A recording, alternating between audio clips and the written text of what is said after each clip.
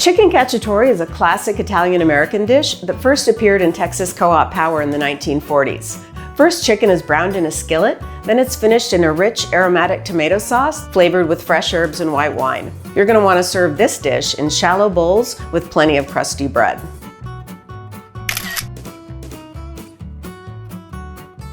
The 1949 recipe called for a whole bird, but thighs or drumsticks are even easier.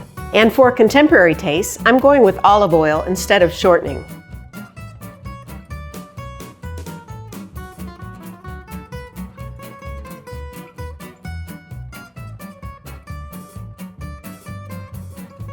I'm adding more vegetables and fresh herbs to enhance the flavor. And a splash of white wine creates a more aromatic braising liquid for the chicken.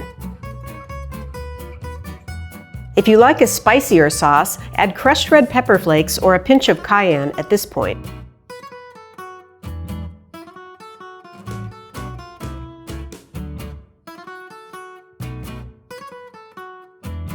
Serve the chicken and sauce over steamed rice, pasta, or polenta as desired.